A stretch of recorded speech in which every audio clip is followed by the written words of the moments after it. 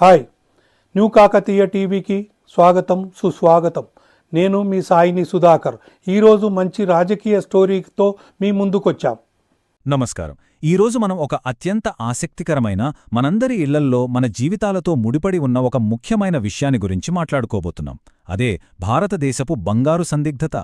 మనకు బంగారమంటే కేవలం ఒక అలంకరణ వస్తువు కాదు కదా, అది ఒక ఎమోషన్, తరతరాలుగా వస్తున్న ఒక ఆస్తి, మన కుటుంబ గౌరవానికి ప్రతీక.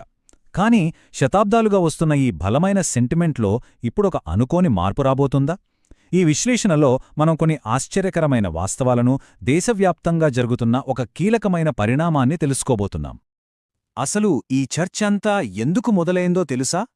ఇక్కడ ఈ వాక్యం గమనించండి. కొంతకాలం పాటు బంగారం కొనుగోలును తగ్గించండి. ఇది ఎవరో సాధారణ వ్యక్తి చెప్పిన మాట కాదు. సాక్షాత్తూ దేశ ప్రధానమంత్రి చేసిన ఒక అరుదైన విజ్ఞప్తి. ఒక్కసారి ఊహించండి, మన సంస్కృతిలో అంతలా కలిసిపోయిన ఒక అలవాటును ఆపమని చెప్పడం ఎంత ఆశ్చర్యకరమైన విషయం!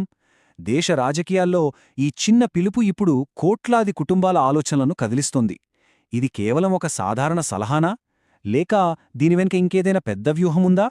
సరే, ఇక్కడ మన ముందున్న అతిపెద్ద ప్రశ్న ఏంటంటే, అసలు ప్రభుత్వం ప్రజలను బంగారం కొనొద్దని ఎందుకడుగుతోంది?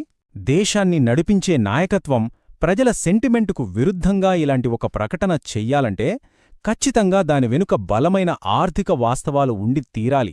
అసలు పండుగలకు, పెళ్లిళ్లకు బంగారం కొనడమనే సంప్రదాయాన్ని పక్కన పెట్టమని అడగాల్సినంత కఠినమైన పరిస్థితులు ఏమొచ్చాయో ఇప్పుడు మనం చూద్దాం. ఇక్కడే ఈ సంఖ్య మనల్ని నిజంగా ఆశ్చర్యపరుస్తోంది. 61%. అవును, ప్రతి ఏడాది క్రమం తప్పకుండా బంగారం కొనే కుటుంబాలపై ఇటీవల ఒక సర్వే చేయగా వాళ్లలో ఏకంగా 61% మంది ఈసారి కొంచెం వెయిట్ చేస్తామని చెప్పారు. ఆలోచించండి, తరతరాలుగా వస్తున్న అలవాటుకు ఒకేసారి ఇంతమంది బ్రేక్ వెయ్యాలని నిర్ణయించుకోవడం మామూలు విషయం కాదు కదా. ఇదొక అతిపెద్ద సామాజిక, ఆర్థిక మార్పుగా మనకు కనిపిస్తోంది. మరి ఉన్నట్టుండే ఈ బ్రేక్ ఎందుకు పడినట్లు? మార్కెట్లో విపరీతంగా పెరిగిపోయిన ధరలు చూసి భయపడి ఆపేశారా? లేక ప్రభుత్వ ఆర్థిక హెచ్చరికను సీరియస్గా తీసుకున్నారా? విశ్లేషకులు ఏమంటున్నారంటే, ఇది కేవలం ధరల పెంపు వల్ల వచ్చిన రియాక్షన్ మాత్రమే కాదు, మన ఆర్థిక అలవాట్లను మార్చే ఒక పెద్ద ప్రయత్నానికి పడిన పునాది కూడా కావచ్చు అంటున్నారు. ఈ రెండు అంశాలు ఇప్పుడు ఒకేసారి పనిచేస్తున్నాయి. అయితే ఒక్కసారి మనం మన దేశం దాటి గ్లోబల్ స్థాయిలో ఏం జరుగుతుందో చూద్దాం. ప్రపంచవ్యాప్తంగా మనల్ని టెన్షన్ పెడుతున్న అంశాలు చాలా ఉన్నాయి. ఇక్కడ చూస్తే ప్రపంచ యుద్ధాలు, పెరుగుతున్న చమురు సంక్షోభం, దానికి తోడు అంతర్జాతీయ మార్కెట్లో బాగా బలపడుతున్న డాలర్, ఇలాంటి ఉద్రిక్త పరిస్థితుల మధ్య మనం వేల కోట్ల కొద్ది బంగారం దిగుమతి చేసుకోవడం కేంద్ర ప్రభుత్వానికి ఒక పెద్ద తలనొప్పిగా మారింది. దేశ ఆర్థిక వ్యవస్థ సేఫ్గా ఉండాలంటే ఈ దిగుమతులను నిశితంగా పర్యవేక్షించక తప్పని పరిస్థితి వచ్చేసింది. ఆ దిగుమతులు ఏ స్థాయిలో ఉన్నాయో తెలుసా? ఈ అంకె చూడండి, $72 బిలియన్. వింటేనే ఆశ్చర్యం కలుగుతోంది కదూ. రాబోయే ఆర్థిక సంవత్సరం అంటే FY26 నాటికి మన దేశపు బంగారం దిగుమతులు ఏకంగా $72 బిలియన్ చేరుకుంటానని ఆర్థిక నిపుణులు అంచనా వేస్తున్నారు. అంటే పెళ్లిళ్ల సీజన్లో, పండుగలకు మనమిక్కడ భారీగా బంగారం కొంటుంటే అటు దేశం నుంచి విపరీతంగా డాలర్లు బయటకు వెళ్ళిపోతున్నాయన్నమాట. ఇంత భారీ స్థాయిలో డాలర్లు బయటకు వెళితే మన ఫారిన్ రిజర్వ్స్ పైన, మన రూపాయిపైన ఎంత తీవ్రమైన భారం పడుతుందో మనం సులభంగా అర్థం చేసుకోవచ్చు. సరిగ్గా ఇక్కడే అసలైన రాజకీయం మొదలవుతోంది. ఈ చర్చ 2 వర్గాలుగా విడిపోయింది. ఒకవైపు ప్రభుత్వమేమో దేశ ప్రయోజనం, జాతీయ ఆర్థిక భద్రత కోసం తాత్కాలికంగా కొనుగోళ్లు తగ్గించాలని చెబుతుంటే, ప్రతిపక్షాలు మాత్రం ప్రభుత్వం మన సంప్రదాయాలు, ఆచారాలపై పరోక్షంగా ఒత్తిడి తీసుకువస్తోందని విమర్శిస్తున్నాయి. మనం దేశ ప్రయోజనాల కోణంలో చూసినా, లేదా సంప్రదాయాల కోణంలో చూసినా ఈ వాదనలు మాత్రం చాలా ఆసక్తికరంగా ఉన్నాయి. ఇది కేవలం రాజకీయ నాయకుల మధ్యే కాదు, సోషల్ మీడియాలో మనలాంటి సాధారణ ప్రజల్లో కూడా పెద్ద చర్చకు దారితీసింది.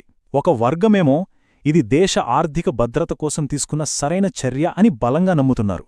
కాని ఇంకో వర్గం కష్టకాలం వస్తే మన కుటుంబాలకు అండగా ఉండేది బంగారమే కదా అని వాదిస్తున్నారు. ఈ 2 వాదనల్లోనూ ఎవరి కోణంలో చూస్తే వారి వాస్తవాలు వారికున్నాయి. కాని ఇక్కడ మనం గమనించాల్సిన అసలు పాయింటేంటంటే, ఈ చర్చ మన ఆలోచనా విధానాన్ని ఎంతగా మారుస్తుంది అన్నదే.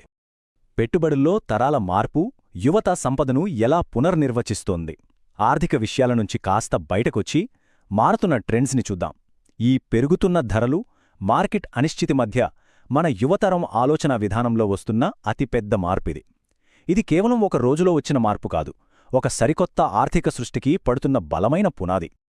ఇప్పుడు చూస్తే కేవలం నగలు, నాణేలు కొనే పాత పద్ధతులకు బదులుగా యువతంతా కొత్త ప్రత్యామ్నాయాల వైపు చూస్తున్నారు. మ్యూచువల్ ఫండ్స్, సిప్స్, ఈక్విటీలు ఇవి ఇప్పుడు వేగంగా పాపులర్ అవుతున్నాయి. ఆర్థిక నిపుణులు కూడా ఏమంటున్నారంటే కొత్త తరం యువత ఈ మోడర్న్ ఇన్వెస్ట్మెంట్స్ వైపే ఎక్కువగా మొగ్గు చూపుతున్నారని కన్ఫర్మ్ చేస్తున్నారు. సంపదను పెంచాలంటే కేవలం బంగారం మాత్రమే కాదు, ఇలాంటి ఎన్నో మార్గాలున్నాయనే క్లారిటీ ఇప్పటి యువతలో చాలా స్పష్టంగా కనిపిస్తోంది. అయితే ఇలా మన పొదుపలవాట్లు మారితే భవిష్యత్తులో ఏం జరుగుతుంది? ఖచ్చితంగా మన దేశపు పెట్టుబడి సంస్కృతి రూపురేఖలే పూర్తిగా మారిపోతాయి.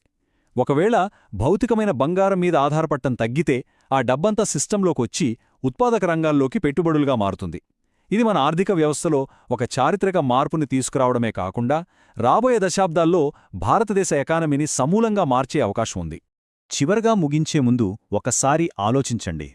ఈ పండుగలకు, పెళ్లిళ్లకు బంగారం కొనే మన తరతరాల అలవాటు, ఆ అమ్మల సెంటిమెంట్స్, అమ్మమ్మల బంగారు జ్ఞాపకాలు ఇవన్నీ నిజంగానే కనుమరుగవుతాయా? లేక ఇది కేవలం ఆర్థిక పరిస్థితుల వల్ల వచ్చిన ఒక చిన్న బ్రేక్ మాత్రమేనా? 100 ఏళ్లుగా వస్తున్న ఈ ఎమోషనల్ బంధాన్ని ఒక స్థూల ఆర్థిక వ్యూహం నిజంగానే మాయం చేయగలదా?